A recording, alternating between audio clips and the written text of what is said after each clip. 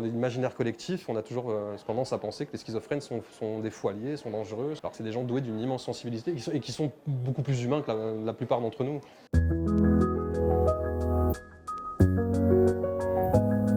Salut, c'est Grinch pour les éclaireurs et je vais tenter de démonter les clichés les plus connus, les plus répandus sur la schizophrénie.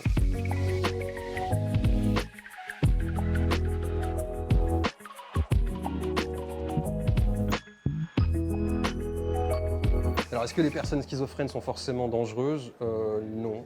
En tout cas, de mon expérience, pour avoir un peu accompagné mon frère, je me suis toujours rendu compte que ces gens-là étaient surtout doués d'une hypersensibilité, d'une extrême bienveillance à l'égard des gens, quoi. Et ce cliché, je pense, c'est alimenté par tout ce qu'on peut retrouver dans la culture pop, les séries, c'est complètement faux. C'est des gens qui peuvent être dangereux pour eux. Parce que je pense que quelqu'un qui subit une schizophrénie depuis X années, qui est ou mal suivi ou pas traité, ou qui, en fonction de l'intensité de ses symptômes aussi, peut en avoir ras-le-bol au bout d'un moment et se mettre en danger de lui, quoi, vouloir avoir envie que ça cesse. Alors, est-ce que toutes les personnes schizophrènes ont des hallucinations? Moi, je sais que mon frère a été sujet à des hallucinations auditives surtout, visuelles beaucoup moins. Et c'était au climax de ses symptômes. Et quand il était prisonnier du fameux phénomène d'insight, c'est-à-dire le phénomène qui fait qu'on n'a pas conscience de ses symptômes et qu'on fait corps avec. Enfin, les hallucinations visuelles surtout, les dédoublements de personnalité, ça n'a rien à voir. En fait, c'est pas ça la schizophrénie.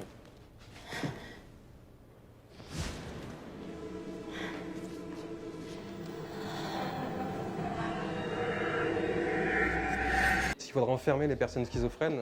Non. Moi, j'y vois tout de suite un aspect punitif, quoi. L'enfermement, l'isolement.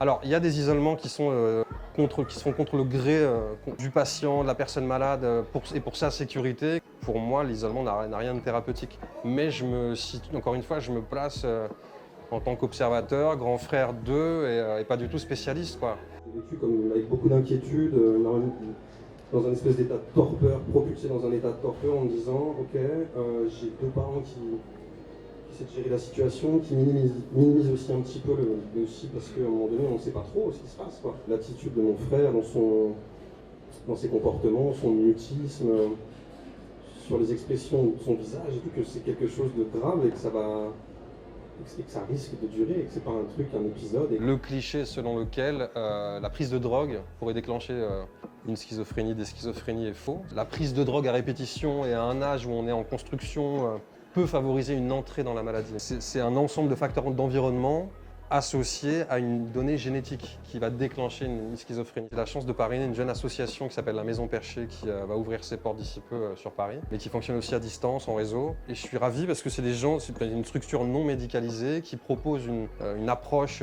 donc non médicalisée à des gens en souffrance, des jeunes gens en souffrance, des gens de tout âge. Et c'est des gens qui se sont formés à la pérédance et qui sont pour certains, qui vivent avec des troubles psy pour certains d'entre eux, quoi.